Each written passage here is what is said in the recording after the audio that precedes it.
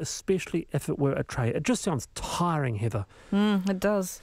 And sitting behind the wheel isn't good for your blood pressure. You know, they say that you should stop every hour and have a rest because your blood pressure elevates. So I'm sure there are health repercussions to spending so much time in the car, particularly for the driver. No. All right, we're getting towards the end of the show, but I wanted to squeeze this one, and this is fascinating. Do you take a lunch break, or do you eat at your desk? A new survey by a what are you laughing at, Joe? By recruitment... It's a major topic. I mean, I can see this is going to shake the world, isn't it? You don't have a desk? A new survey by a recruitment firm, Hayes, said that nearly a third of New Zealand workers say that they take their full... Who paid them to do this research? Take their full lunch break most days. A quarter said they took about 75% of their break, and 25% they said they took half the break. So, Joe, do you have lunch at your desk, or where do you have lunch? I stop work at 12 o'clock. I have lunch. I take the dog out, and then I have a siesta. Oh, that's very healthy. Every single day. Every single day, unless there's something that I've got to do in the afternoon. I'm very variable. When I'm working with other people, I stop and have a lunch break, and when I'm working, which I mostly do from home on my own, I'm pretty bad at taking a lunch break, to be honest. So am I. I just keep going. I have slipped into the habit of actually not even taking the break. I'll have a bit of sushi, 20 minutes, 50 minutes, look at the news, and then back into work. Not because I have to. I feel like, well, it's just... Obesity beckons, anxiety looms. Hey, ruined creatures. I walk from the bus to the office, Joe, but it's a problem. It's a problem I'm finding. I just don't take that time for my lunch break. No. So and no one on their deathbed says, I wish I'd spent more time working. Yeah. That's true. But apparently, the people who are more productive are the ones who do take a break, do go for a walk, even a nap or siesta, as you're saying, Joe. They are the ones who come back energised and work ready for the afternoon. Does that surprise you? What do you think? No. I love sleeping in the afternoon. I go to bed properly. I love sleeping in the afternoon. Always have done. I'd like to know, Wallace, if you're prepared to get a driver's licence so that you can drive an electric vehicle. To Wellsford. To Wellsford. Well, I don't know. The jury's out whether or not I'm going to have a licence. But I tell you what, but 5 years from now, you won't need that. You just get in and it'll drive you to Driverless Wellsford. car. I'm looking forward to those. Well, yes, we had a person on the show, on the Sunday show last year, who said that anybody born today will never drive a car. How about that? And they'll never go to work in an office either. They told us in 1990. Hey, now speaking of driving, though, we're going to squeeze this one. And the question is, would you ride a Harley-Davidson if it didn't make a noise? Harley-Davidson e-bike.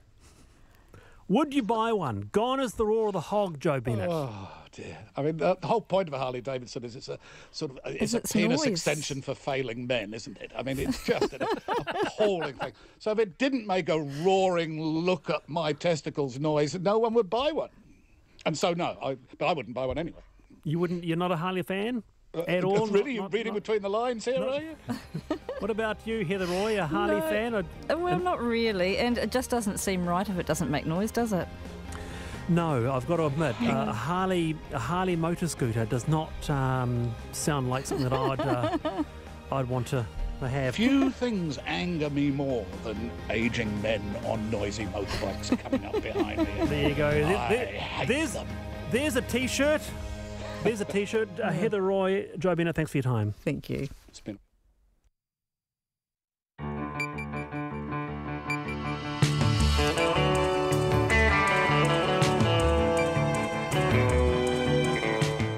Nimbula Vinaka, and welcome to Checkpoint Ya Nadal, or Alex Perrottet. Yes, it's Fiji Language Week. Thanks for joining us. On tonight's program, revelations: the man who carried out the violent Riverhead quarry attack was convicted of rape when he was just 15 years old. We speak to the victim who survived the attack. ACC confesses to a $100 million business levy botch-up. Could you be entitled to a refund? It's been the worst day in the New Zealand share market in nearly 2 years. We'll have more on that. And many frontline police say decriminalisation of cannabis should be seriously looked at. The most intense hurricane on record has struck Florida, bringing with it mass destruction, roof-shredding winds, towering surf and torrential rains. And the Aussies join our petrol boycott. RNZ News at 5. Kia ora, good afternoon. Ko Katrina Batten aho. A partner of embattled law firm Russell McVeigh has resigned following an independent investigation into drunken behaviour at a work function. The law firm's board confirmed the resignation this afternoon. Katie Scotcher reports. Russell McVeigh announced in late September it was investigating a complaint that a partner had made offensive comments while he was drinking at a client function. The partner was banned from the firm during the investigation. The Russell McVeigh board chairperson Malcolm Crotty says the investigation has substantiated the complaints and the partner has apologised and resigned. Mr Crotty says the partner let the firm down and the board lost trust and confidence in him. Russell McVeigh was in the spotlight earlier this year over serious allegations of sexual misconduct from senior lawyers and its lack of response. Ko Katie Scotcher aho. The police say their attitude to cannabis is changing and they would welcome debate on the drug's legal reform. The comment follows news of a dramatic 70% drop in the number of people being arrested for cannabis possession in the 10 years leading up to 2014. The figures also show the number of people who only received a warning instead of being charged has doubled. The Police Association's Chris Cahill says he's keen to explore the topic more, but says policing legal cannabis will be difficult. How would you know whether someone had 20 grams or 50 grams, which can be a significant difference? I think it's also worth the public understanding that police officers don't believe this will significantly free up police resources. And then the other thing that really concerns us is the impaired driving by drugged drivers and how you effectively test for that. Chris Cahill says that if cannabis is legalised, workplace use and impairment will also be a significant challenge for police officers. Cruise ships hitting rocks or running aground in New Zealand waters have forced a transport safety watchdog to take action. The Transport Accident Investigation Commission has added close-to-shore navigation to its watch list today after 4 mistakes by ships since 2016. The watch list identifies matters important to transport safety. Chief Commissioner Jane Mears says such errors carry serious risks. If one of those cruise ships had sunk, there could have been significant loss of life, so that's a consequence for the people. For the environment, there would be potential oil spills, as we saw with Rena and as we've seen overseas. Jane Mears says a bad accident could also damage New Zealand's cruise ship industry. A search is underway for a crew member missing off a Sealord fishing boat off the coast near Cape Palliser. The company says a crew member on the Otako did not report for duty this morning. The search involves the Otako search and rescue, including a helicopter and other vessels in the area. Weather conditions are fair but are predicted to deteriorate tomorrow. Dame Jenny Shipley has rejected claims she and the other directors of failed construction firm Mainzeal acted improperly in continuing to trade while the company was facing financial hardship. The former Prime Minister appeared in the High Court in Auckland today, where she praised the directors, who are accused of reckless trading in the lead-up to Mainzeal's collapse. I consider that the board of Mainzeal was diligent and careful in the circumstances we faced at the time. We kept the interests of Mainzeal creditors, employees and customers firmly in mind at all times and endeavoured to protect their interests and avoid loss. Dame Jenny Shipley. Mainzeal went into liquidation in 2013, owing creditors about $117 million. The New Zealand stock market has had one of its worst sessions in nearly 2 years. The NZX Top 50 index has just closed down 3.6%, falling 330 points to 8,721. The drop follows overnight falls on Wall Street as investors sought safety and dumped technology and luxury goods companies. Asian markets are also drowning in a sea of red, while Australia's AX 200 index is down about 2.5%. Investors are fretting about higher interest rates and the effect of the US-China trade dispute on world growth. It's 5:04. Sport, the Breakers aren't expecting Mika Vukona to do them any favours when the club legend lines up against them in the opening game of the new Australian Basketball League season in Auckland tonight.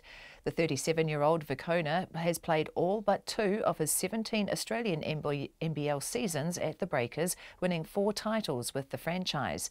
But a move to the Brisbane Bullets means Vukona will be in the visitors' changing room tonight, and Breakers guard Corey Webster says they know he won't be holding back. Everyone knows what Mika brings to the floor. He's probably the toughest opponent to play against, just how he hustles and how he chases down offensive boards and, beats everyone up that's around him. But, once we step in between the lines, it's all on, it's business. We're not friends anymore, and, they'll be feeling exactly the same. Corey Webster. The match tips off at 7:20. The honeymoon period appears to be over for new coach Nolene Taurua, with former Silver Ferns coach Yvonne Willering demanding results from the side. New Zealand trail Australia 2-0 in the Constellation Cup netball series after losing the second test 56-47 in Townsville last night. Willering was disappointed with the result, saying it's not good enough, and the match again exposed a lack of depth in the side. It was New Zealand's 9th straight loss to Australia, and with 2 games to go in the series, Willering says the Ferns desperately need a win. When you're wearing the black dress, it is about results at the end of the day. I think that even just one will leave us well going into the World Champs. If we lose both games, we're in a situation saying, do we actually have the strength within our country to match it at the World Champs? And we're talking gold medal. We're not just talking about podium finish. Former coach Yvonne Willering. That's the news. Putting a lid on loans. We don't necessarily want to kill the market. Most New Zealanders have to borrow at some stage. If the bridge breaks down, or you need new tyres on the car. Hunkering down for the hurricane. Since it could be the strongest storm to hit in recorded history, there's no precedent. We don't know what this could be like. And testing what goes down your drain. It sort of goes on the premise that what comes in must come out. Up with the latest on Morning Report with Guy Aspinall and Susie Ferguson, weekdays from 6. Then on 9 to noon, can blockchain get our cities moving? Urban strategist Boyd Cohen discusses the benefits for our public transport. And after 10, Scottish writer William Boyd on his latest book, Love is Blind, and endeavouring to write the perfect novel. Join me, Catherine Ryan, on 9 to noon after Morning Report on RNZ National. Met Service weather through to midnight tomorrow for Northland to Waikato. Periods of rain with heavy falls and possible thunderstorms this evening and tomorrow morning. Waitomo to Manawa too, including Coromandel Bay of Plenty and the Central High Country. Isolated showers becoming widespread this afternoon, then turning to rain tonight with heavy falls and possible thunderstorms tomorrow. For Gisborne and Hawke's Bay, mainly fine. Horowhenua to Wellington and Wairarapa, a few showers turning to rain today with possible heavy falls. A severe gale southerly change tomorrow morning.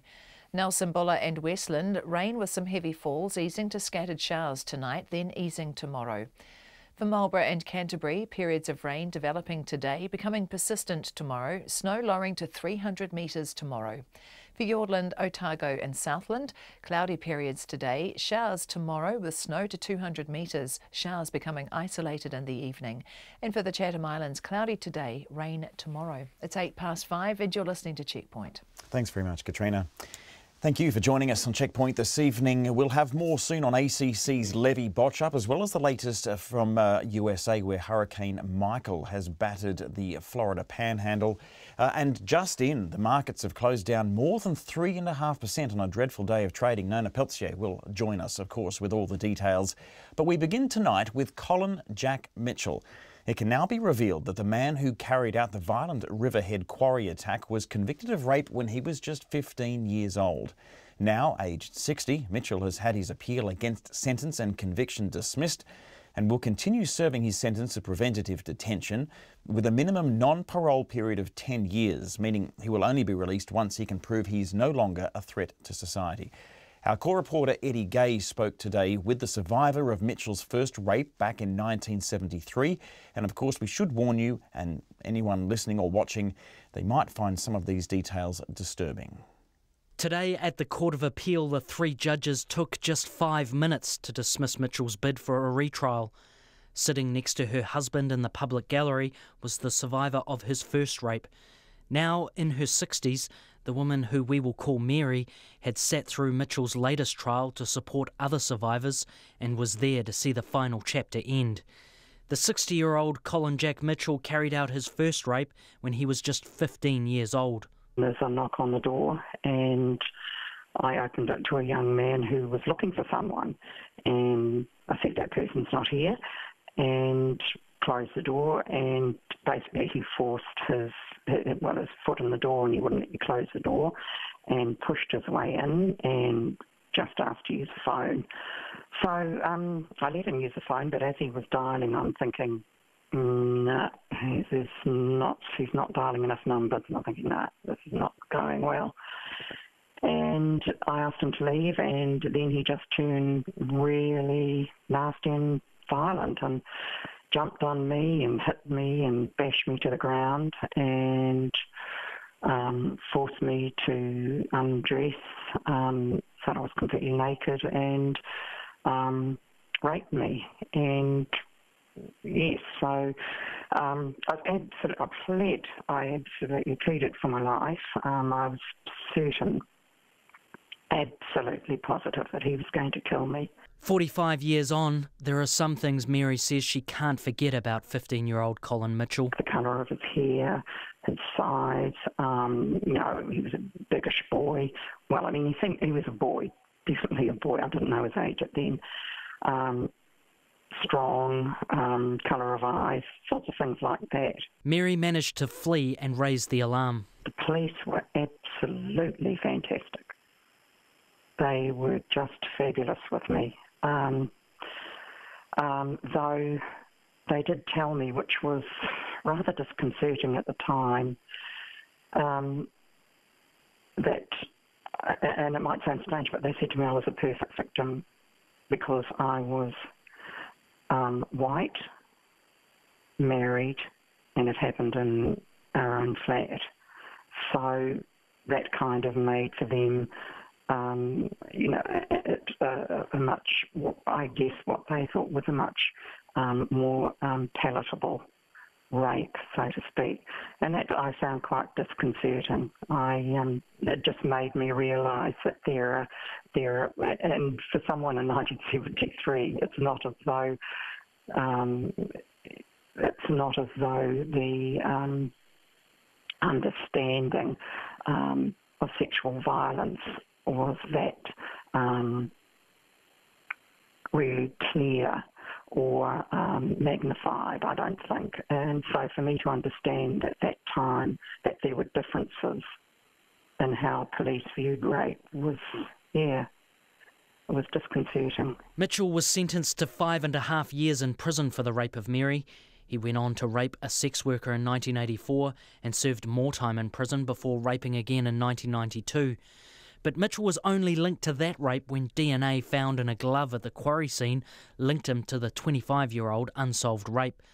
Mary says she watched from the public gallery as the survivor of the 1992 rape gave evidence. It's very clear that women are still fighting whether to report or not to report. And, I mean, why would you report when you have to go through what the two women with the Riverhead Quarry trial had to go through? I mean, it's a horrendous thing when you have to actually go and have a medical examination after a rape.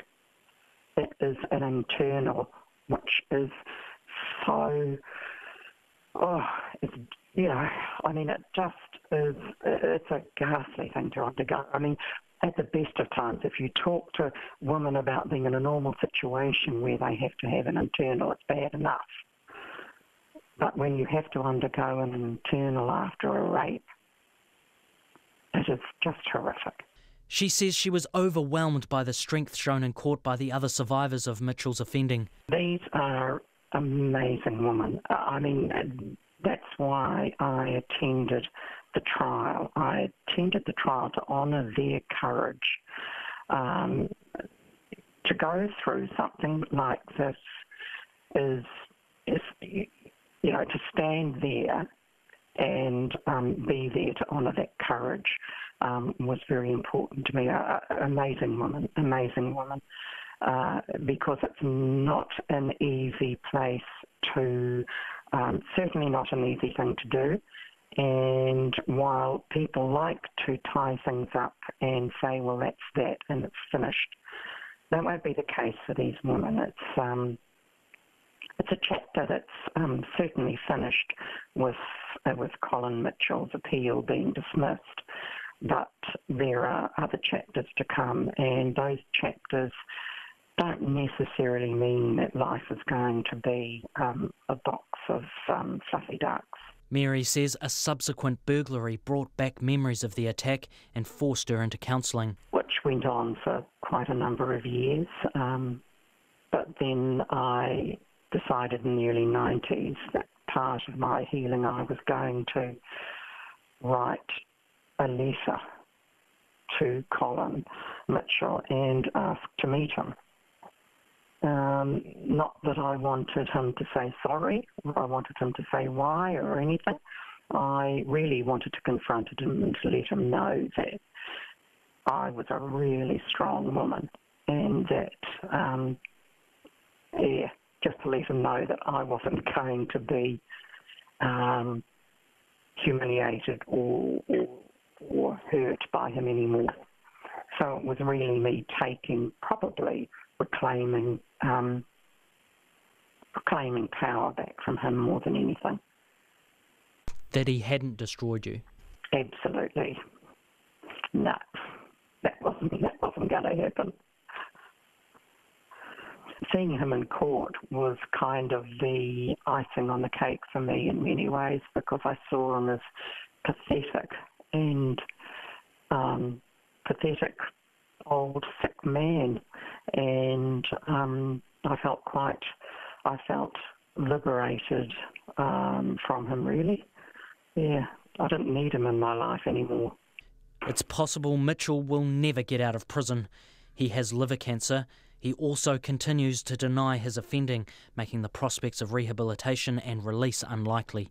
Mo te hōtaka o te ahi, ko Edward Gaiaho.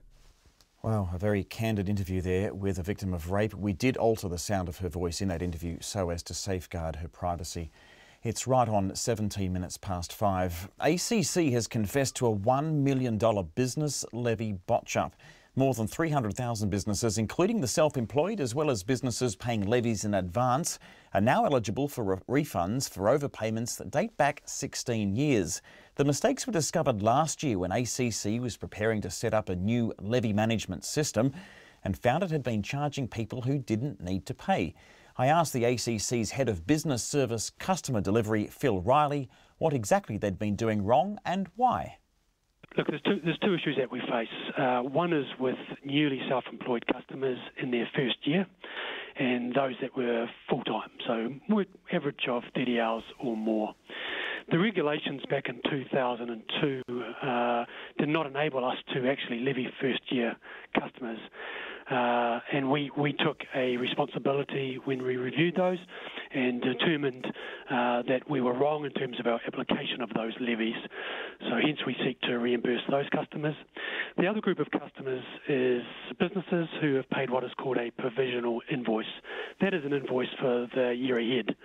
If those businesses change company structure or go out of business, they're not actually eligible or required to pay that provisional invoice. Now, sometimes we haven't been advised of that, and we've picked that up now, and we've taken the responsibility to reimburse.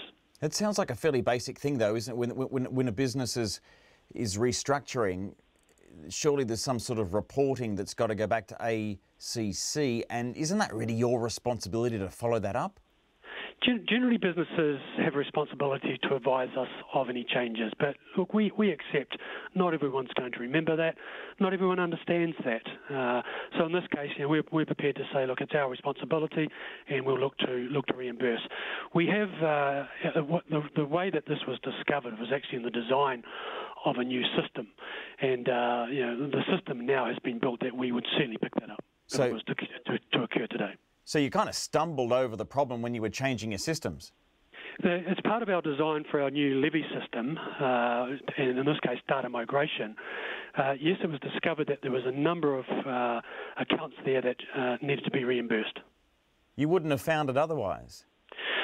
We wouldn't have found it at this volume. So if a customer contacts us, certainly in the past we have advised them of that reimbursement and arranged that quickly. But we were under. There was no reason, frankly, for ACC to understand that customers had paid invoices that they were not, in fact, due to pay. So this great big realisation that things had gone a bit wrong and you had to pay back, what, $100 million, happened March last year. That's over 18 months ago. Why has it taken so long to get to today to tell people what you're going to do about it? Look, there's two reasons. One is we wanted to be certain of our fix and what we do from here, and secondly, we wanted to be in a position to refund people. The first thing is around to be in a position to fix this. That required us to implement our new system, our new core levy system.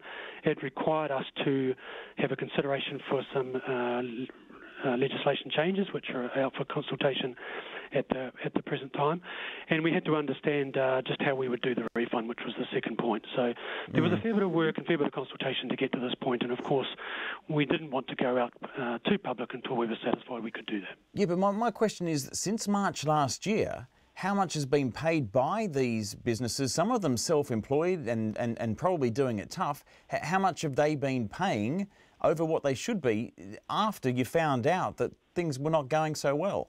Yeah, Alex, as soon as we discovered the self-employed issue, we ceased the invoicing of self-employed people. So since our discovery of this, no one has paid an invoice that they should not have in terms of self-employed. OK, so it's $100 million. How are you going to pay people back? We encourage people to visit our website, acc.co.nz. There is a couple of tabs there which they will then be able to determine whether they're definitely not eligible. And if they are possibly eligible, that will send a form through to us. We'll acknowledge that and we'll make a commitment to get that reimbursement done. And at this stage we're saying to the end of March. There is a large number here, but we'll be doing our utmost to move through those as quickly as possible. OK, in your press release you're saying that you're going to bump up by, it's a 1 cent increase in the work account, but that's where a levy reduction is proposed. So rather than reducing the levy, you're actually going to pump it up. Is that not slowly taking money out of one of their pockets and returning it to the other? No, so essentially what we've done here is when we first received this money over the previous years, speaking very generally, because each year is so different in terms of levy calculations, ACC received that money and essentially now we're paying that back. So if I speak generally, business customers, their levy would have accommodated the fact that we received that income previously. Now it needs to accommodate the fact that we have to pay it back. So the 1 cent that you refer to is on our work account. That is on an account that's proposed to have reductions to it.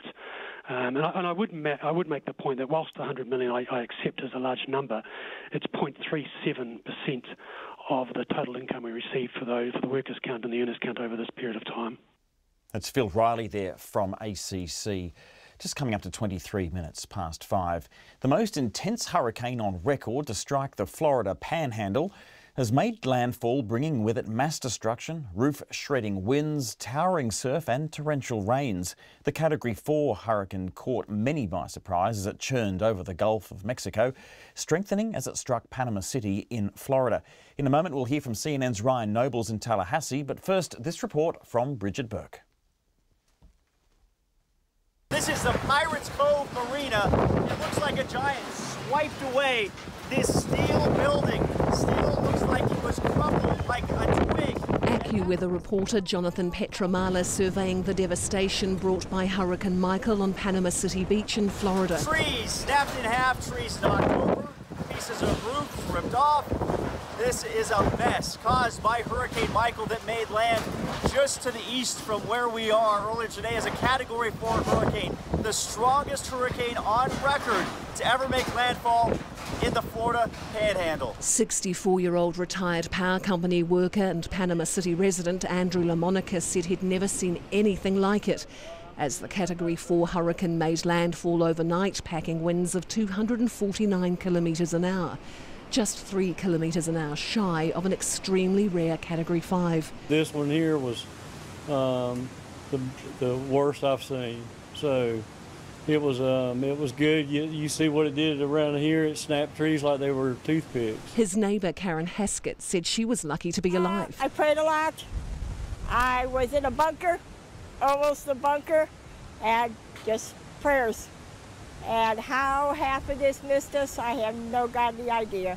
Florida Governor Rick Scott warned of unimaginable devastation and said he was deploying thousands of troops to help with evacuations and storm recovery. Hurricane Michael is the worst storm that the Florida Panhandle has ever seen, and one of the worst power storms to ever make landfall in the United States. We heard of significant impacts at Tyndall Air Force Base and many communities along the coast. As Hurricane Michael continues its destructive path through the Panhandle and leaves our state, we're turning 100% of our focus on search and rescue and recovery. As I said earlier today, we are deploying a massive wave of response. We will be sending help from air, land, and sea. This includes thousands of responders for power restoration, medical search and rescue, law enforcement, food and water distribution, and every other critical resource. States of emergency have been declared in all parts of Florida, Alabama, Georgia and North Carolina, and hundreds of thousands of people are expected to be without power for up to a week, closing schools and businesses, as forecasters warned of storm surges of up to 4 metres. The US National Hurricane Centre said Michael is expected to lose strength and become a post-tropical cyclone as it moves into the Carolinas. For Checkpoint, Bridget Burke. Now, CNN's Ryan Nobles is in Tallahassee, Florida, where Hurricane Michael has just swept through. You know, Alex, there's no other way to put this. This might be the most devastating storm that's ever hit this region of the United States. I think that there's going to take some time to piece through just how much of the impact really is going to cost. And, you know, at this point, there have been no reports of any fatalities, but that's because the storm has literally just blown through, and we may not know exactly just how big the cost is until responders can get in there and check things out. But, you know, this storm, when we woke up this morning, was a Category 4 bearing down on the coast, and it battered places like Mexico Beach, Apalachicola, and Panama City. I've been here in Tallahassee. We had really heavy rain, big wind gusts, but really everybody in Tallahassee is breathing a sigh of relief because it took a westward turn as it came onto the coast, and we were really spared the worst of it. But it is going to be a massive recovery effort for the folks in Florida. They were ready for it, so most people evacuated. They heeded the warnings. The government really had all the necessary resources in place, but, man, when it comes through at this level, there's really not much you can do. That's right, and even though people take precautions, we've had news reports in the last few days seeing people boarding up their homes, but really I've seen some before and after photos, and some homes, even two-storey ones, are just not there at all. They're completely gone. Yeah, I mean, when you think about it, you know, many of these places are talking about maybe being 5 feet above sea level, you know, and when you're talking about a storm surge, it runs anywhere from 12 to 14 feet. You do the math, you know, that's just all-encompassing and enveloping. And then you add into that 140-mile-an-hour winds and unrelenting rains. And these structures, you know, and many, like Mexico Beach in particular, which seems to be the place we're all zeroing in on that has gotten the brunt of the damage, that's not a place that's built to withstand these kind of storms. It's a fishing village. It's a seasonal place where people from the north come down and vacation. You know, these aren't massive structures that they're building in order to withstand this kind of a damage. So, yeah, you know, we've seen roofs completely torn off the top of homes and other homes just, well, you know, we're using the word explode. That's not necessarily the correct term, but that's the way it looks when you get a big gust of wind coupled with a big crush of water and basically a house just collapses in front of you. It's absolutely incredible. Yeah, now you were saying earlier that this is a stronger storm to hit that area. Of course, we immediately go back to Hurricane Katrina, which didn't hit too far away. It's just around the coast there in New Orleans. And what we all remember, of course, is not just the initial devastation, but everything that happened in the days, weeks and months afterwards. I mean, what are people there right now facing? As I suppose many of them will be homeless, but what are the more pressing needs and what are the circumstances of people there right now? Well, there's two big things to keep in mind when you compare this storm to Katrina. The first is that Katrina hit an area with a much greater concentration of population, right? It was a direct hit on New Orleans, which is a major American city. Tallahassee, where I am, is the biggest population center. It's a good 40 miles off the coast. Doesn't have to deal with the flooding and the storm surge, so that's the first thing. The second thing about Katrina was it was a rainmaker that just kind of parked itself over top New Orleans and just dumped unrelenting rain for a long time. And, you know, initially the thought was that Katrina wasn't as bad as it was, but then that's when the flooding started, and that's where the real problems existed. So I don't think we're going to have either of those problems in this case. The one benefit that Michael had was it was fast-moving. It was powerful, but I can tell you, having spent the last couple of hours standing in the middle of it, you know, there was a period of time where it was crushing us for a good 2 hours, and then when it was gone, it was gone. It didn't hang around and just continue to dump rain. So I think, you know, to answer your question, probably the biggest thing that people are going to be worried about is how it impacted their homes. Probably going to be a big effort to get power back on to a lot of these places. It may take a week or longer. But the long-term kind of systemic problems that New Orleans had to deal with after Katrina, at least the initial read on this, is probably not going to be the case on the Gulf Coast. That's CNN's Ryan Nobles.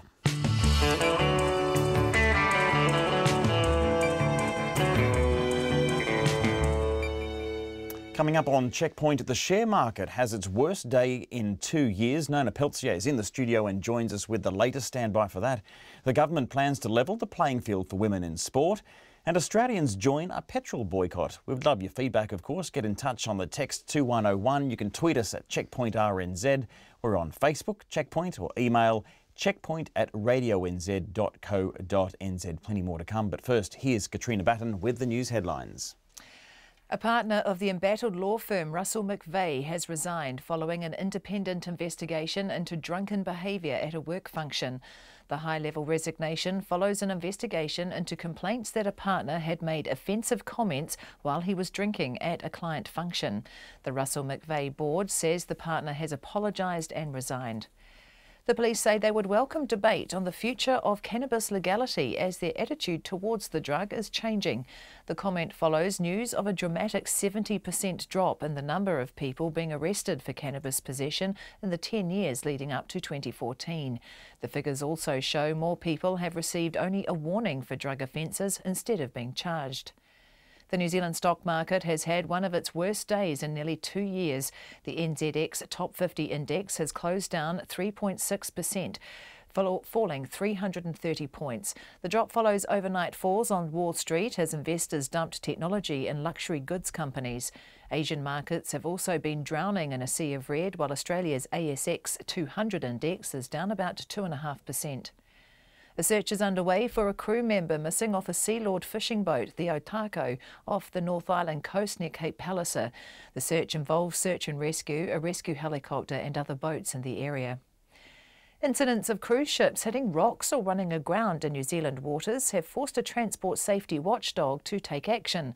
The Transport Accident Investigation Commission is putting close to shore navigation under the spotlight after 4 recent mistakes at sea. The Commission says a bad accident could damage the cruise ship industry. A monster storm over the southeast United States is now heading towards the state of Georgia after leaving a trail of destruction in Florida. Hurricane Michael has brought huge storm surges to Florida's Panhandle area and winds of more than 200 kilometres per hour, ripping off roofs and toppling trees. About 200,000 people are now without power. Those are the headlines. I'm back at 6 o'clock.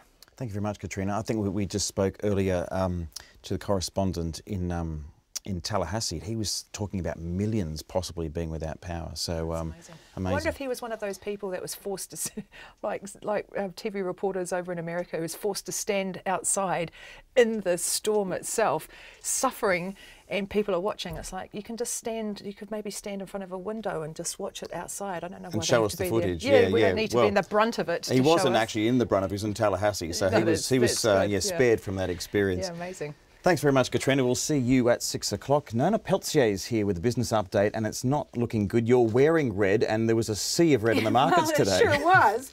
But look, it's it's quite dramatic, but it may not be the end. It's not a terrible story because the volumes were relatively light, and that means that people weren't dumping their shares. Right. They were probably just taking some profits.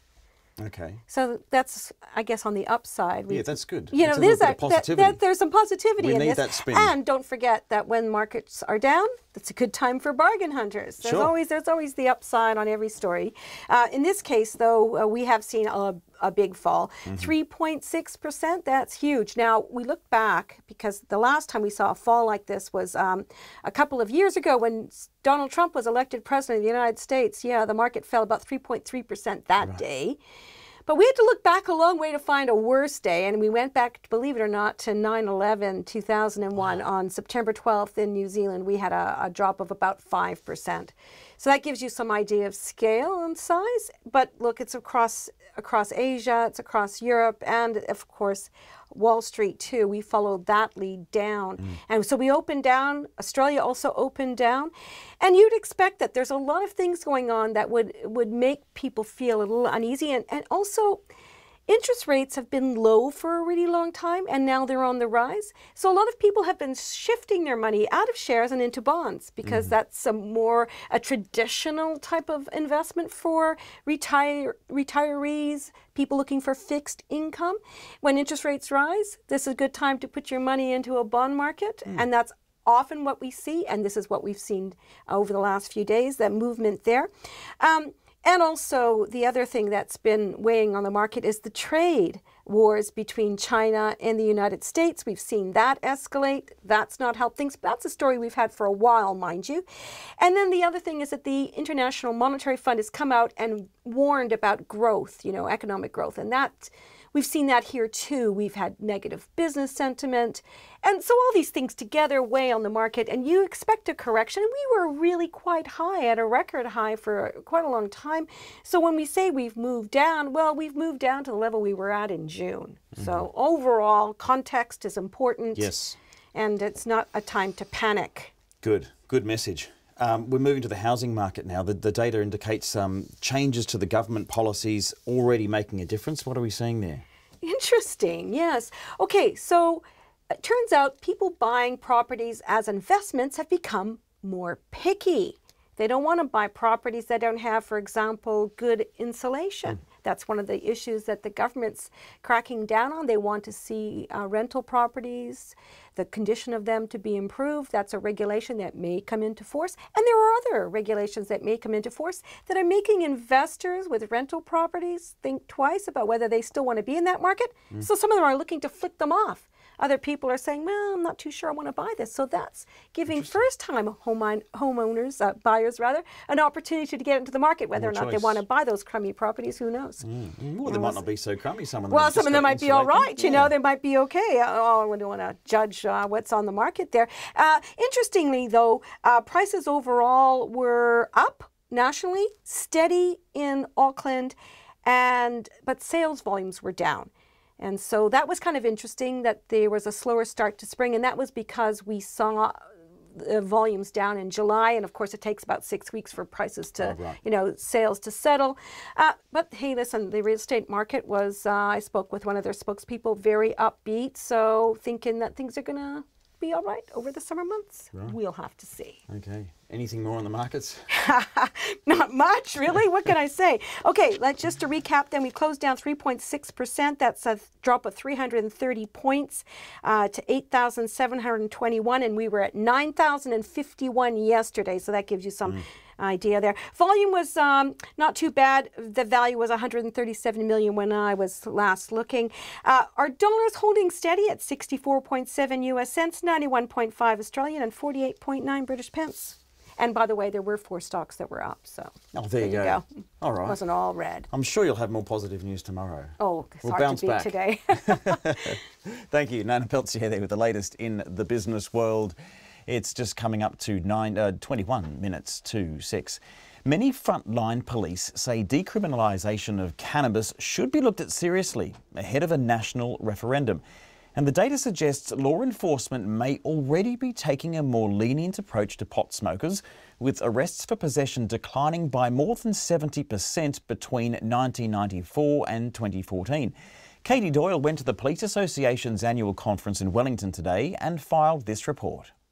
The head of the police union, Chris Cahill, says it's high time New Zealand had a conversation about law reform, but cautions that policing legalised cannabis will be difficult. How would you know whether someone had 20 grams or 50 grams, which can be a significant difference? I think it's also worth the public understanding that police officers don't believe this will significantly free up police resources. And then the other thing that really concerns us is the impaired driving by drugged drivers and how you effectively test for that. New Zealanders will have a chance to have their say on whether to legalise recreational use of cannabis in a referendum by or at the 2020 general election. It's part of the confidence and supply agreement between Labour and the Green Party. Mr Cahill says that if cannabis is legalised, workplace use and impairment will be a significant challenge for police.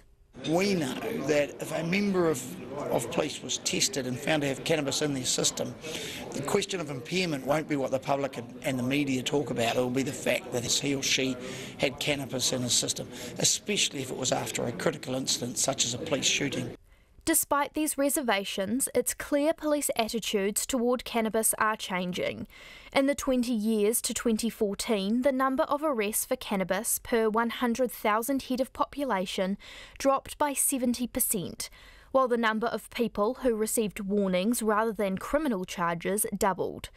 Dr Chris Wilkins from Massey University says that indicates police are starting to consider the long-term effects of a cannabis conviction.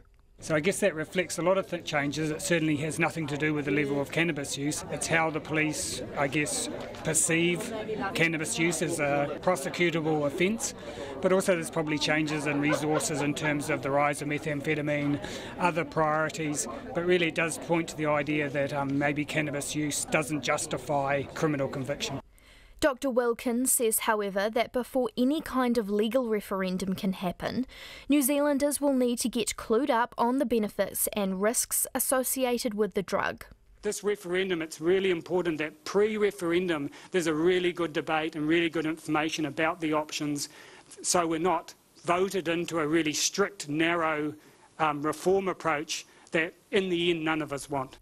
Julia Whaiputi from the advocacy group Just Speak echoed that and says it's important New Zealanders understand how severely the criminalisation of cannabis can affect a person and their community. The response to harm caused by cannabis is not to criminalise that behaviour, because that person comes back out and exists within those communities in whānau and often left untreated. Whilst a judge could order a minimal intervention, like you have a few months to do an alcohol and drug course, that's really ineffective, has been ineffective in terms of outcomes within those communities. At today's conference, there was widespread agreement that some type of law reform on cannabis is inevitable. However, what form that will take is still hazy. Ko Katie Doyle, TNA. 18 minutes to 6. People in Australia have started boycotting specific petrol stations over the rising cost of fuel as they prepare for a nationwide boycott which almost 150,000 people have said they might join. Sabrina Lamont says the fuel prices recently jumped over 20 cents a litre overnight, forcing her and others out of business. Now, while the average cost of fuel in the state is around $1 a litre cheaper than current New Zealand prices, it hasn't stopped the outrage there. The big fuel companies, backed up by the Australian Competition and Consumer Commission, said in June that 46% of what Aussies pay at the pump goes to the fuel supplier, 39% to the government in taxes, and the companies, like Shell or Z as it's called, or BP, get 15% to cover other costs as well as make their margin. Now that 15% margin is about the same in New Zealand, although the taxes here are higher. But Sabrina Lamont, a retired music teacher in rural Queensland, says the companies are dishonest and she's targeting her strikes at specific ones. She's so outraged by the petrol prices, she started a nationwide fuel strike organised through Facebook, which ignited calls for the same over here. Now, on October the 26th, thousands of people in Australia and New Zealand have signalled they will boycott the pumps. But what impact will that actually have? I asked Sabrina Lamont how it's come to this. I'm feeling a little sad for the situation, actually. Too many people are losing jobs and their businesses and livelihoods. This fuel price hike is just a complete greedy grab, is what I've been calling it. And yeah, it just has not so much angered me, it's infuriated me. I feel we just need to make a change and try and make this better for everybody. It's getting out of control. Just tell us for a second what kind of impact this is having on your life and your job. I no longer work. I was an outback school teacher. I did this as a volunteer thing because there are no programs in the outback here for children in isolated schools. And the fuel just kept going up and up. When you're doing 500 kilometres a week out of your own pocket, it was just not viable anymore. So I've had to give up my beautiful job teaching these kids out in the outback. So it has affected me on a very personal level. Right now, there's a bit of Australia, New Zealand, Anzac solidarity going on because there's going to be a boycott here as well on the 26th. It seems that people are targeting, all the petrol stations on the one day. Is that the right strategy, or are there other strategies in place where you can actually really punish different, sellers one by one? Look, I believe standing as one is the best strategy. Now, it might not be the perfect strategy. We might not have got this completely right, but for all intensive purposes, what it has done is had people learn to stand up again together. And once we get the people back into that vibe of proud of their country and proud of themselves and standing up, then we can fight on a higher level. So this is more about getting the people together first, and we'll try and do it this way. And then when this strike is over, we plan to keep going. This isn't the end. The 26th isn't the last day of strikes. This is the beginning. And you have been targeting these strikes already, haven't you? Have you seen any improvement or any action as a result? Well, we started snap striking about 4 weeks ago. So we took a poll to the voters, and they chose what petrol stations they believe are being the most rip-off. That came down to BP and Coles. So for the last 3-4 weeks, we have been boycotting BP and Coles already. I can't say improvement. The prices have been going up, and they're trying to blame, as I said, the economy, blah, blah, load of crap. But I have noticed a huge change in where people are buying. People are lining up out the streets, and I personally have lined out in the street for about 25 minutes to get the cheaper fuel, while the major outlets were across the road empty. Now, these are outlets that are never empty, and people are boycotting the big brands left, right and centre and going to the independents that have offerings of cheaper fuel. So I do believe these snap strikes are making a difference and preparing people and getting them psyched into what they've got to do on the 26th. And you encouraging New Zealanders to do the same thing over here, where prices are actually a lot higher? Oh, my gosh, I had a lady from, I think she was actually from Australia, but she had a lot of friends. She goes, how can we help our New Zealand, brothers and sisters? And when she showed me the prices, I fell over backwards. And I said, well, we've got to help our brothers and sisters. I said, so this is what you do. Take it from ours, do exactly the same day and maximum impact all around. So she took it to her friends in New Zealand who started up and followed us and took suit. Okay, what do you think, Sabrina, on the role of social media here? I've checked your page today. I think you've got about 74,000 odd people that want to do it. I think there's another similar figure, 73 or 74,000 people that are interested. That's what happens with Facebook. You get a whole lot of maybes. What do you think of the role social media has played? Can you trust it that they're going to deliver for you on the day? I trust those voices 100%. I've never seen Australia this fired up in a long time. It's just gone to 74,000, yes, actually saying they will go. We've got 73 interested, but we also have around 12,000 non-Facebook supporters also going. But social media is, I've never really had much to do with it until now. It's amazing how far things can reach. It's reached worldwide. So go social media.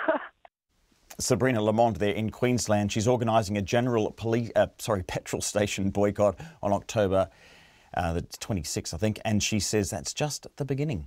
We've already got a little bit of feedback on this. Wal's been in touch on the text and says fuel tax here is out of control. For a bit of balance as well, someone else has got in touch and says, meanwhile, the cost of bottled water is more expensive than fuel. Where's the outrage there? Pretty sure water doesn't require a $2.5 billion refinery to produce. Interesting perspective. Thanks for getting in touch. It's just coming up to 11 minutes to 6. The government wants to level the playing field for women and girls when it comes to sport. And the strategy to encourage them into sport at all levels and break down barriers that put off many in terms of getting active is being backed with $10 million of government money. It was launched at Eden Park by the Prime Minister, Jacinda Ardern, as well as the Sport and Recreation Minister, Grant Robertson, today, and our reporter, Sarah Robson, went along. According to these young women, there's plenty of reasons for not wanting to take part in sport. According to these young women, there are plenty of reasons for not wanting to take part in sport. I used to play sport, but I'm working and studying now and it's a bit too much to manage. Being a part of a sports team is quite expensive, which would be a big thing for a lot of people, particularly students. Kind of worrying about the way you look sometimes when you're doing it actually is something that puts me off quite a lot. I used to weightlift at a gym, but I actually stopped because I didn't like being in a public place. But the government's keen to change that with a new strategy to get more girls and women into sport and active recreation. And that includes getting more women into coaching and leadership positions at sports organisations. But the Prime Minister, Jacinda Ardern, acknowledges that could cause some people a bit of anxiety. I think that there will be a group of women and girls out there listening to what we're talking about today, and probably almost all of them will have had some experience at some point that's put them off participating in sport and recreation. Shift Porirua is an organisation that tries to improve the wellbeing of young women by offering fun, social, low-cost physical activity and sport opportunities. Simone Workman says there are a lot of barriers to young women participating in sport. One of the biggest barriers can often be themselves, so their self-confidence, their self-esteem, their body confidence, and of course their perception on their sporting ability as well. They've got barriers like cost and getting to places that can be really hard for young women. Simone Workman says part of the problem is the way sport is defined. She says physical activity doesn't have to be limited to traditional competitive sports like netball, hockey and rugby. With Shift we can be doing anything from, we might play a bit of social volleyball, or we might go for a walk, we might go and play jumbo tennis, we might play hopscotch, we might go and play something competitive and go and play a game of football or something like that. But it's really showing them that there's a lot of different options for movement. And Jacinda Ardern says organisations at every level, including schools, need to get on board with this initiative. I hope that we have full buy-in at every single level, because it's often at school that participation starts or stops and determines whether it carries on later in life. At the elite levels, there is also work to do to get more women into leadership positions. New Zealand Cricket Chief Executive David White says that's a priority for his organisation. If you've got females around the board table, we'll make good decisions which will encourage more participation for females and girls in sport. And it also involves treating men's and women's teams as equals.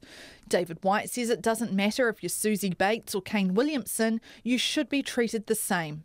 And he says shorter forms of the game like T20 and the Big Bash have really helped boost the women's game. Cricket Australia led the way with the Big Bash and the way that they've introduced a women's Big Bash competition as well, and there's a lot more families at games, and it's certainly something that we want to replicate as well. But in recent months, the spotlight has been on the culture in some of the country's top women's teams, including the football Ferns and the Black Sticks. That's prompted independent reviews and concerns about athlete welfare, which Sport and Recreation Minister Grant Robertson says have to be a priority. We have to create an environment where athletes are encouraged to excel and are supported to be the best people that they can be as well. Clearly in some sports there's work to do. Work the government says it will be keeping a close eye on. Mō te hōtaka o te ahi, ko Sarah Robson, aho. And staying with sport, supporters of the New Zealand Breakers were proud and impressed at their effort recently against the Phoenix Suns. They went down narrowly to the NBA team playing there in the USA, but tonight they start a new era as they host Brisbane, opening the Australian NBL season. As well as having new owners, the Breakers have a new head coach and a new look playing roster as they set out to break a 3-season championship drought. Clay Wilson reports. There's a fresh feeling about the New Zealand Breakers as they head into the new Australian NBL season. New faces everywhere, plus a pre-season that included their first trip to the US for a game against NBA team the Phoenix Suns. One of the key additions is shooting guard Corey Webster, back at the club after leaving early last year in the wake of off-court issues and injuries. Webster showed why he'd been to the brink of the NBA with a game-high 27 points in Phoenix, and new head coach Kevin Braswell says the Tall Black Star has returned a better player. Corey's been great, man. You watch the game in Phoenix, he can score whenever he wants to. One of the things that I thought he did well in the Phoenix game, I mean, people talk about his scoring, but it's how well he facilitated it with the ball. You know, he had 7 assists and he didn't turn the ball over once. And that's where I think Corey's growth as a basketball player. It was one of the things I spoke to him about the night before. Hey, I want you to get everyone else involved, and he did a great job of that. That's what makes him. It's going to make him that much better and make us that much better. You know, it's been great having him back, though. Webster is excited to be back and says the Breakers won't be happy with anything less than a 5th championship. Starting that quest off positively begins with overcoming a Brisbane side including familiar faces in former coach Andre Lamanis and club legend Mika Vicona, who moved to the Bullets in the off-season. Webster says they know Vicona, renowned for his tough and relentless playing style, won't be holding back.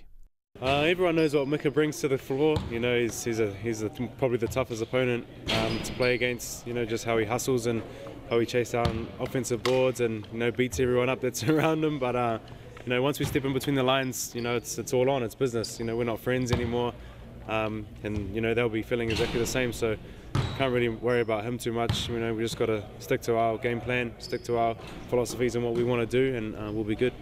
It's a matchup that should provide great entertainment, which is exactly what Coach Braswell says fans can expect from the Breakers all season. Tonight's game at Spark Arena tips off at 7:20. For Checkpoint, Clay Wilson. It's coming up to 4.5 minutes to 6. Police in Nepal have smashed a major smuggling ring trading in baby chimpanzees. The chimps are stolen from their mothers in the wild in Nigeria, then flown thousands of miles to Kathmandu.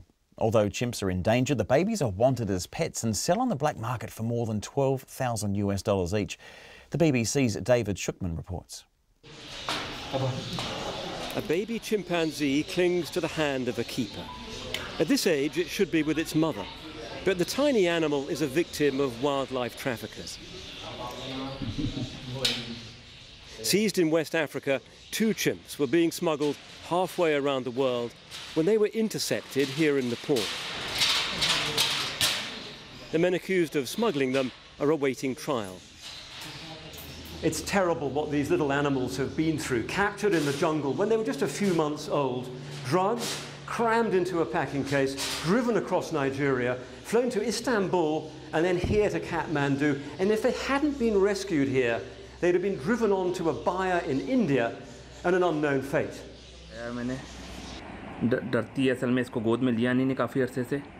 The deal began when one of the men now facing trial posted this video. The chimps were on offer for $12,000 each. But after a tip-off, the police in Nepal were keeping watch on Kathmandu airport. A large crate arrived containing some birds which can be legally imported. But detectives thought there was more to it. So they followed the delivery, and it was then that they discovered the 2 baby chimps. The policeman in charge says he was shocked that they looked so like human babies. So they were just like small babies. They were just sucking their thumbs. And when you look closely into their eyes, obviously you feel, you know, sorry for them, because I know they don't speak, but the way they look, you can make out, you know, they were very tired and in a very bad condition. This is the place of the hidden. The smugglers were using a technique that we exposed last year, with a crate specially designed to hide animals that aren't allowed to be traded, like chimpanzees. Here it is the chimp. Our investigation had revealed how baby chimps are in big demand as pets, and how capturing one infant alive involves killing the adults in its family.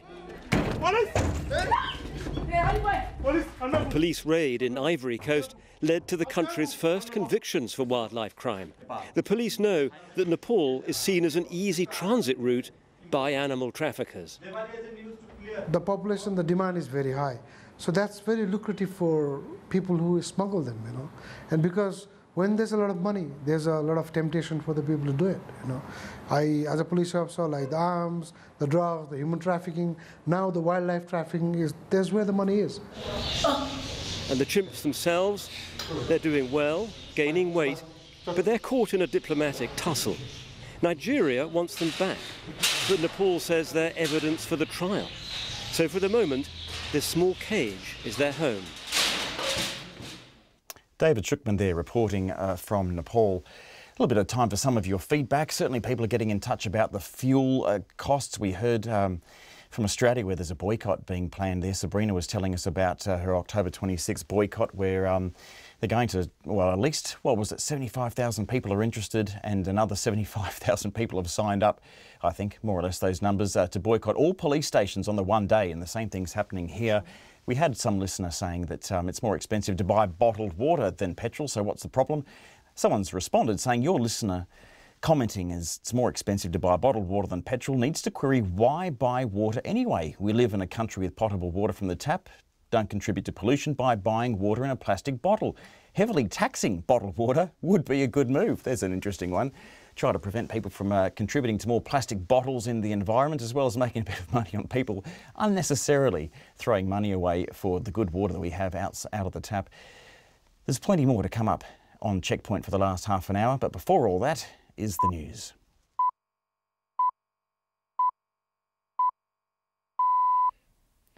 RNZ News at 6. Kia ora, good evening. Ko Katrina Batanaho. The survivor of the Auckland Quarry kidnappers' first sex attack in 1973 says seeing him in court today was liberating. The Court of Appeal took just 5 minutes to dismiss Mitchell's bid to quash his convictions for the Quarry attack and another rape that went unsolved for 25 years. The woman, who RNZ News is calling Mary, was raped by Mitchell when he was just 15 years old. RNZ News can reveal Mitchell's historic conviction for the first time today after his appeal bid was rejected. The woman was in court during his latest case to support the survivors of his offending. Seeing him in court was kind of the icing on the cake for me in many ways, because I saw him as pathetic, old, sick man, and I felt liberated from him, really. Yeah, I didn't need him in my life anymore. Mary says she was overwhelmed by the strength of the survivors of Mitchell's crimes. A partner of embattled law firm Russell McVeigh has resigned following an independent investigation into drunken behaviour at a work function. The law firm's board confirmed the resignation this afternoon. Russell McVeigh announced in late September it was being investigating a complaint that a partner had made offensive comments while he was drinking at a client function. The partner was banned from the firm during the investigation. The Russell McVeigh board chairperson, Malcolm Crotty, says the investigation has substantiated the complaints and the partner has apologised and resigned. Mr Crotty says the partner let the firm down and the board lost trust and confidence in him. Russell McVeigh was in the spotlight earlier this year over serious allegations of sexual misconduct from senior lawyers and its lack of response. More than 300,000 businesses are getting refunded about $100 million in ACC levies for overpayments dating back 16 years. The mistakes were discovered last year when ACC set up a new levy management system and found it had been charging people who didn't need to pay. ACC spokesman Phil Riley says the mistake goes back to 2002. They are going to be reasonably small. For self-employed it is $340 exclusive of GST, and for provisional customers it's $415 exclusive of GST. Phil Riley says ACC is working with Inland Revenue and the Companies Office to find affected customers, but business owners should check ACC's website to see if they're affected. The New Zealand stock market has had its fifth largest single-day decline in its history.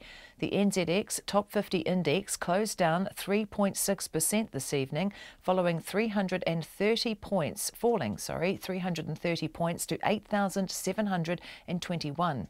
That's close to the largest drop ever, which was a 5.1% decline following the 9/11 terror attack in 2001. The drop in global markets, including Asia and Australia, was caused by the main Wall Street indices sliding 3% on investor fears over rising interest rates and a trade war with China. The monster storm making its way across the southeast area of the United States has been downgraded from a hurricane to a tropical storm. Michael is the fiercest storm to hit Florida in more than 80 years, but has weakened over central Georgia. Damaging winds of more than 110 kilometres an hour are still gusting inland. Florida has been hit hard by Michael, with more than 500,000 people estimated to be without power. The Governor of Florida, Rick Scott, says a massive search and rescue mission is now underway. We are deploying a massive wave of response. We will be sending help from air, land, and sea. This includes thousands of responders for power restoration, medical search and rescue, law enforcement, food and water distribution, and every other critical resource. Rick Scott says the government also has made money available to help with recovery efforts. The country's top cricketing body says having more women in leadership positions will lead to the greater participation of girls and women in sport. The government has launched a new strategy to get more girls and women into active recreation, backing up with $10 million in funding. New Zealand Cricket Chief Executive David White says increasing the participation of women in sport is a priority. If you've got females around the board table, we'll make good decisions which will encourage more participation for females and girls in sport. David White says they're also treating the men and women's teams as equals. He says shorter forms of the game like T20 and the Big Bash have helped boost women's cricket. It's 5:05. Sport, a disappointing outcome at the Turnstiles looms for this weekend's Trans-Tasman Rugby League test, prompting Kiwis coach Michael Maguire to urge fans to support their home team. 2 days out from the game in Auckland, the New Zealand Rugby League is anticipating a crowd of about 15,000 at Mount Smart Stadium. The hastily arranged test between the Kangaroos and Tonga a week later at the same venue is expected to be a sellout of just under 26,000 fans. Meanwhile, the Kiwis forward Martin Tapau says Saturday's test is the first step in reclaiming the world #1 ranking. The Kiwis are rebuilding after their disastrous World Cup last year, and Tapau says their first home game against the Kangaroos for 4 years is an important marker in that rebuild. Our goal is to obviously get us back to #1 and back on top of the world. So this is a great occasion, having a game back home soil. So it's going to be a huge occasion for everyone. Martin Tapau. Alex will be going. The All Blacks and the Black Ferns will play a double header against their Australia counterparts in Perth next year. The Wallabies and All Blacks were already scheduled to play there in August as part of the Bledisloe Cup, but the women's test has now been added to the program. And the New Zealand squash player Paul Cole has scored a big win at the US Open in Philadelphia. World #8 Cole has beaten third-ranked Egyptian Tarek Momin in a 5-game thriller, becoming the first New Zealand men's player since the 1990s to reach the semi-finals of a major PSA Tour event. Cole will play world #1 and another Egyptian, Mohamed El Shobagi, for a place in the final. That's the news. Kia ora, g'day, Paul Brennan in for Brian Crump again tonight on Nights. This evening our Canada correspondent Peggy Revell reports in on the new NAFTA, legalising pot, and the Canadian scientist, now one of only 3 women to win the Nobel Prize for Physics. We meet the teenager who's leading the campaign to persuade Kiwis to vote for the New Zealand dotterel as Bird of the Year. There's a window on the world of eating disorders in China, and there's more tonight after 7 on Nights on RNZ National. Looking at Met Service weather through to midnight tomorrow, Northland to Waikato, periods of rain with heavy falls and possible thunderstorms this evening and tomorrow morning. Waitomo to Manawa too, including Coromandel Bay of Plenty and the Central High Country. Isolated showers becoming widespread this afternoon, then turning to rain tonight with heavy falls and possible thunderstorms tomorrow. For Gisborne and Hawke's Bay, mainly fine. Horowhenua to Wellington, also Wairarapa. A few showers turning to rain today with possible heavy falls, a severe gale southerly change tomorrow morning. For Nelson Bola and Westland, rain with some heavy falls, easing to scattered showers tonight, then easing tomorrow. Marlborough and Canterbury, periods of rain developing today, becoming persistent tomorrow, snow lowering to 300 metres tomorrow. For Fiordland, Otago and Southland, cloudy periods today, showers tomorrow with snow to 200 metres, showers becoming isolated in the evening. And the Chatham Islands, cloudy today with rain tomorrow. It's 6:08 and you're listening to Checkpoint. If we don't get more than 15,000 people at that Kiwis Kangaroos game, that's embarrassing, surely. what it is for rugby league fans. You wait to see how many Tongans go the following week. It'll be packed. It will, and that's what they've It'll said. be gridlock. So yeah, so you better go. We better get there. Yeah, because you can support both teams. I could. I could. We're both colours. Right. Thanks, Katrina. It's 6:08. Dame Jenny Shipley has denied breaching her duties as a director amid allegations the board of collapsed construction company Mainzeal should not have continued trading while its coffers were empty. The former Prime Minister appeared in the High Court at Auckland today, where she called the directors of the failed company diligent and careful in their handling of the business. When Mainzeal went into liquidation in 2013, it was one of the largest construction companies in New Zealand, employing hundreds of staff. Matthew Tunison has been in court. Dame Jenny Shipley appeared relaxed as she entered the witness box to give evidence today. Are you happy to be called Dame Jenny when people ask you questions? I'm happy to be called Jenny. The former Prime Minister disputed the allegations of reckless trading and of trading while insolvent. I consider that the board of Mainzeal was diligent and careful in the circumstances we faced at the time. We kept the interests of Mainzeal creditors, employees and customers firmly in mind at all times and endeavoured to protect their interests and avoid loss.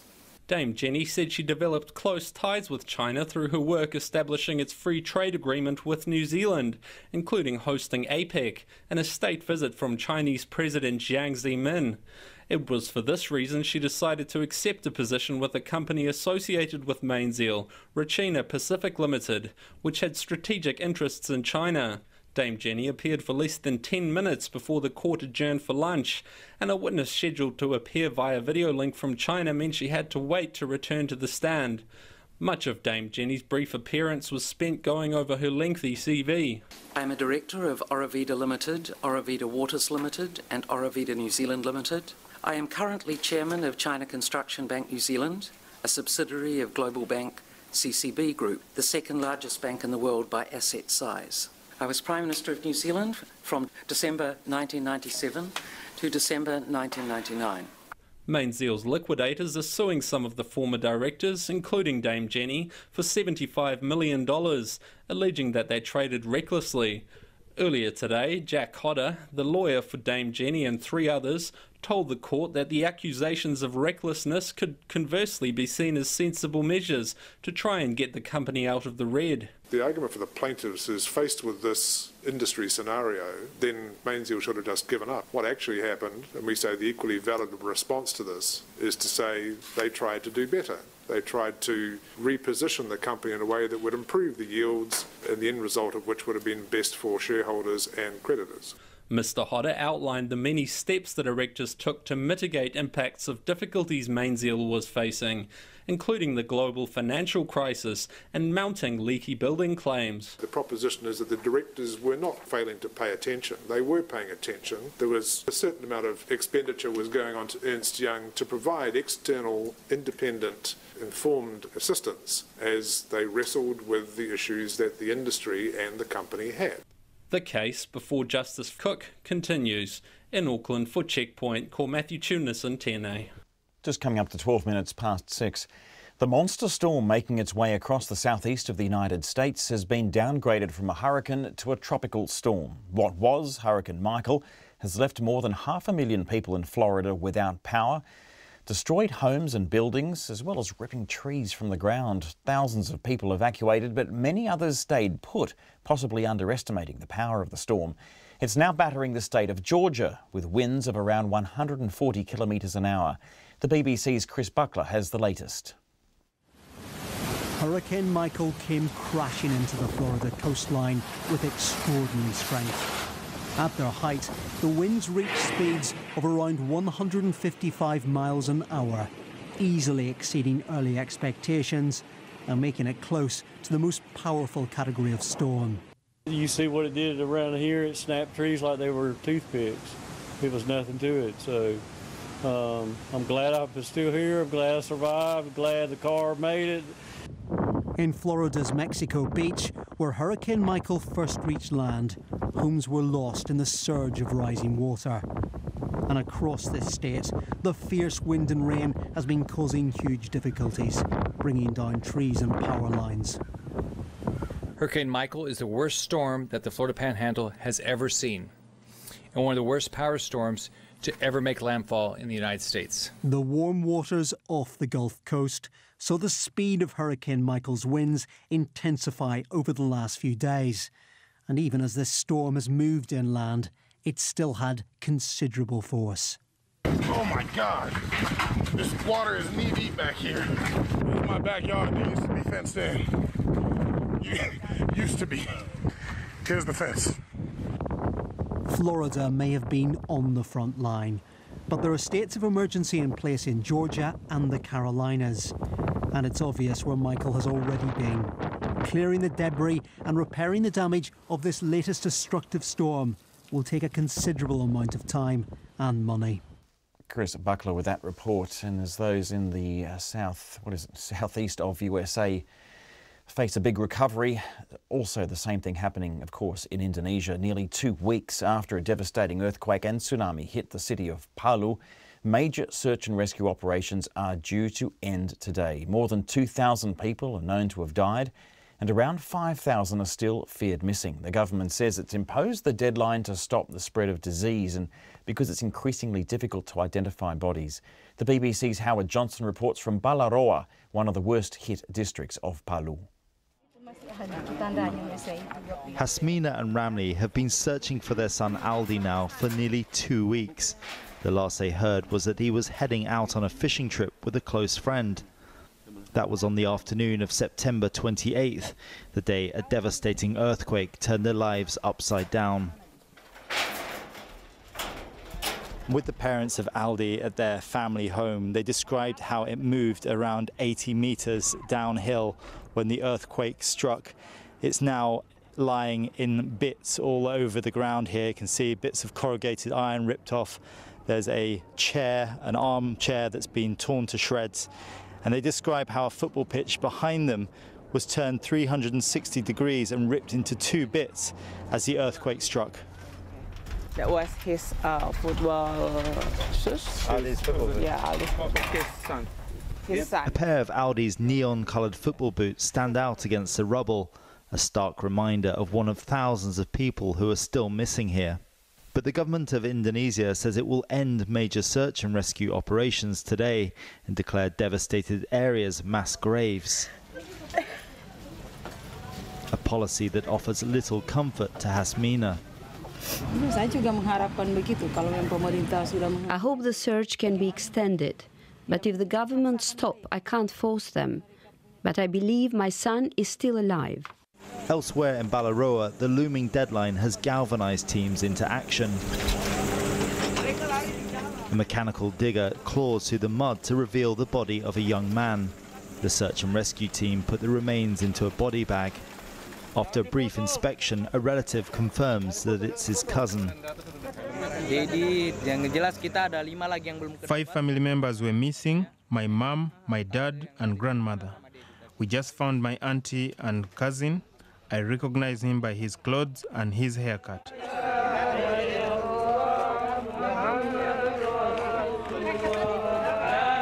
After a long day of searching for victims from this earthquake, 13 bodies have been laid down here on the floor. A local imam has just delivered a sermon and people are chanting as the bodies are put in this ambulance to be taken away.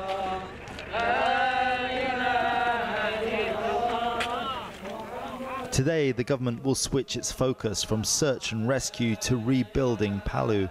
But with thousands still buried in the rubble, some here are questioning whether it's the right decision. Howard Johnson reporting from the Indonesian city of Palu. 17.5 minutes past 6. 4 potentially tragic incidents and near misses involving ships, including 2 cruise liners, have prompted the Transport Safety Watchdog to take action. Today, the Transport Accident Investigation Commission, or TAKE, has added navigation in coastal waters around New Zealand to its watch list. Laura Dooney was at the announcement. Chief Commissioner Jane Mears says the agency has recently investigated 4 incidents where errors happened because bridge crews didn't know exactly where they were or where they were going. Mistakes like these led to the Listral cruise ship hitting a rock near Snares Island in 2017, then a stony bank in the Milford Sounds a few weeks later. In 2016, the Azamara hit a rock in Tory Channel, and bulk carrier the Molly Manx ran aground in Otago Harbour later that year. Jane Mears says while these incidents didn't lead to serious injury or damage, they could have. If one of those cruise ships had sunk, there could have been significant loss of life. So that's a consequence for the people. For the environment, there would be potential oil spills, as we saw with Rena and as we've seen overseas. And then, of course, for the economy, the cruise ship sector is becoming more important as an aspect of New Zealand tourism, and it could potentially be affected. Ms Mears says the recommendations in past reports stress the need for regulators to consider closely how they'll deal with foreign ships operating in New Zealand waters. TAKE's manager of surface investigations, Martin Harper, says there is not one thing in particular they're worried about, but local pilots and international crews can sometimes have different navigation plans. He says how staff on a ship's bridge are managed is very important. It is the language, it's the communication, it's having the same plan, it's the situational awareness, it's the cultural issues and learning how to deal with some of those cultural issues, and most importantly it's the communication between pilot and the bridge team. New Zealand Maritime Pilots Association is the professional organisation for pilots in New Zealand. President Steve Banks says his organisation supports TAKE's move. He says local pilots work with international crews of varying standards. It varies with ships. Some of the international ships train to quite a high standard, others train to a minimal standard just to meet compliance. So we do come across quite a variety, some that engage actively with us, whereas some would be probably less engaging. Steve Banks says sometimes different bridge teams don't feel comfortable challenging a pilot, even if it looks like they're making a mistake. We encourage them to challenge us if they're in doubt at any time, and unfortunately just maybe a cultural thing that's often that doesn't happen, and that would probably come out as a factor in all of the groundings that TAKE's reported on recently. Putting the navigation issue on the watch list identifies it as something TAKE's keeping an eye on and makes it more likely the organisation will investigate similar incidents. In Wellington, for Checkpoint, call Laura Dooney, TNA. It's coming up to 21 minutes past 6. Just in, the power has been cut to more than 800 homes and businesses in central Whangarei this evening. North Power says it's had reports of a loud bang in the Riverside area about 10 minutes ago, and it's sending lines workers to investigate. If we do hear any more in the next 10 minutes or so, we will let you know the latest there. 800 homes and businesses without power in central Whangarei this evening. Now, life is slowly returning to normal for strawberry growers across the Tasman after a series of needle tampering cases spread panic. Affected punnets were found across the country, including Tasmania, South Australia and Western Australia, and of course here in New Zealand. Confusion and hysteria quickly spread, but then it all went quiet. The ABC's Sarah Maunda reports. It's school holidays in New South Wales. Strawberry picking has been a popular activity here at Ricardo's Tomatoes, just outside Port Macquarie on the New South Wales mid-north coast. Mark Linfield and his family are visiting from Sydney. I was looking for something to do in the area and I saw this online and thought, that's it, got to go here first. And it's really the only activity we had planned in the area. And that was inspired because of the strawberry crisis, was it? It was actually hard to find strawberries in some of the local supermarkets. We wanted to buy more strawberries, but the major chains had stopped stocking them, so this is the best way to get them. Tony Sarks is the cropping manager at Ricardo's Tomatoes. I would say that we've pretty much all but recovered. It's, it was tough there for a while, but following the crisis, the way the community got behind strawberry farmers was really impressive. And now we're into school holidays. As it being a pick-your-own farm, we've managed to clear our crops pretty well, which we're very happy about. The strawberry sabotage crisis has now... Donnybrook Strawberries is the third brand to be pulled from shelves. A very distressing series. New cases keep rolling in, pushing growers to take... This was just 1 month ago. It started on September the 9th when a man ate a contaminated strawberry bought from a Woolworths north of Brisbane and was admitted to hospital with abdominal pain. Queensland Health began its investigation. A week later, cases were being investigated in New South Wales, Tasmania and South Australia, with authorities suspecting copycats. Some brands were pulled from supermarket shelves, and Queensland's Chief Health Officer, Dr Jeanette Young, urged consumers to return or throw out punnets. I have requested this afternoon that retailers start the process of removing all strawberries from Donnybrook farms from their shelves. Donnybrook distributes strawberries throughout Australia, so that process will take a while. In the meantime, I ask that anyone who's purchased Donnybrook strawberries, that they dispose of them or return them to where they purchased them. Queensland Police are still investigating what happened and say if any charges are laid, the public and media will be told. Supermarket chain Woolworths took the precautionary step of temporarily removing sewing needles from sale at its stores across the country on September 20th. It expects to start selling sewing needles again in the next 2 weeks. The Department of Agriculture provided the ABC with this statement. Kuwait and Bahrain are the only countries to suspend Australian strawberry imports. Retailers in Singapore and New Zealand made a commercial decision to remove Australian strawberries from sale. These were not decisions made by health authorities in those countries. Stronger control measures remain in place for the export of fresh strawberries. These measures require that all strawberries exported from Australia are screened for the presence of metal contaminants. The full financial effect on the strawberry industry remains unclear. PM has sought interviews with Strawberries Australia and state industry associations, but they're refusing to answer questions. The Federal Agriculture Minister David Littleproud was not available for an interview about the matter. But back in Port Macquarie, kids on school holidays aren't too concerned by the fuss. Strawberries are yummy. I mean, we came in to want it because we wanted to support this strawberry industry, but yeah, it's very exciting. It's on our bucket list. We come from Sydney, and yeah, it took about 5 hours to get here. Yeah, it was pretty boring, but we had a couple stops. But now that we're here, it's going to be great fun. A Sydney schoolboy enjoying freshly picked strawberries, ending that report from Sarah Maunda at 6:25. The US President Donald Trump says he's demanded answers from Saudi Arabia at the highest level about missing journalist Jamal Khashoggi. He disappeared when he was visiting the Saudi consulate in Istanbul in Turkey 8 days ago. Turkish authorities have accused the Saudi government of murdering him, and today released CCTV footage which they claimed shows a Saudi hit squad arriving in Turkey and leaving hours later. The BBC's Mark Lowen reports from Istanbul. The last time Jamal Khashoggi was seen alive, entering the Saudi consulate in Istanbul last week to get papers for his upcoming marriage.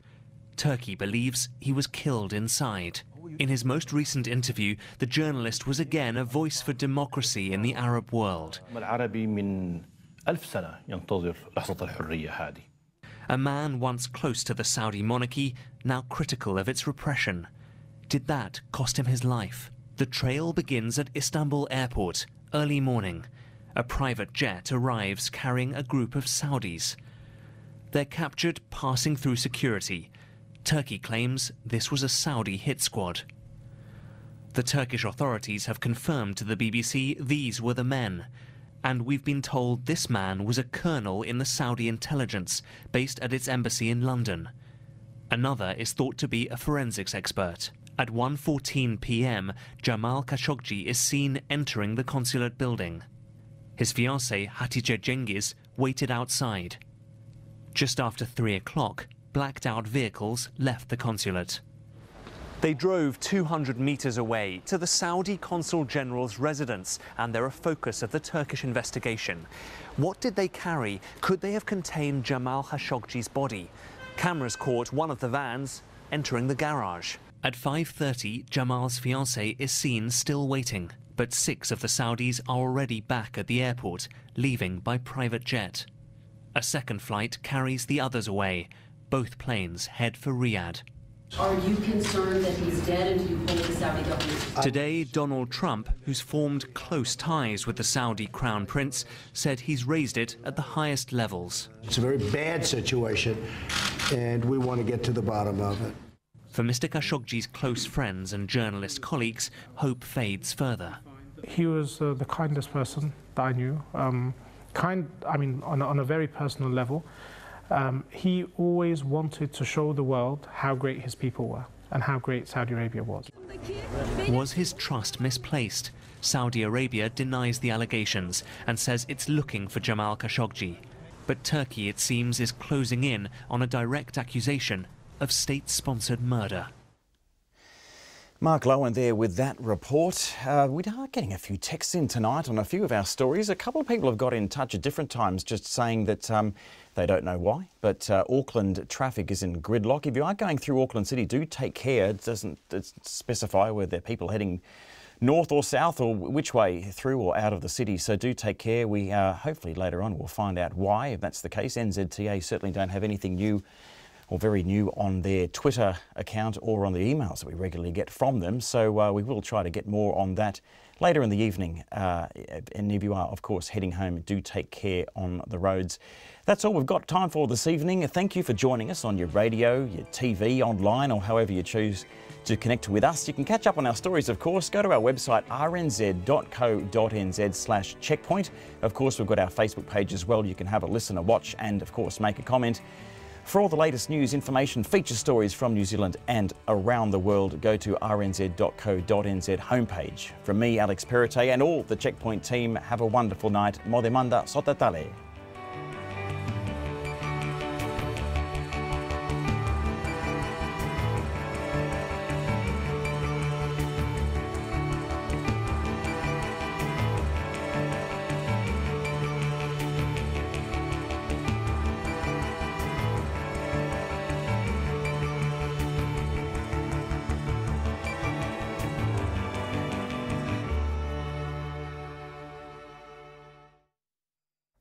RNZ News headlines at 6:30. 12 people have been treated at Christchurch Hospital this week after using synthetic cannabis, bringing the total for the last 3 weeks to more than 30. A partner of embattled law firm Russell McVeigh has resigned because of drunken offensive behaviour at a work function. The survivor of the Auckland Quarry kidnapper's first sex attack in 1973 says seeing him at an unsuccessful Court of Appeal hearing today was liberating. The New Zealand stock market has had its 5th largest single-day decline following a drop in markets worldwide. And the power's been cut to more than 800 homes and businesses in central Whangarei this evening. Our next news and weather is at 7. If you think RNZ has breached formal standards either on air or in our online content, you have the right to make a formal complaint. This must be made in writing to the broadcaster first within 20 working days of the broadcast.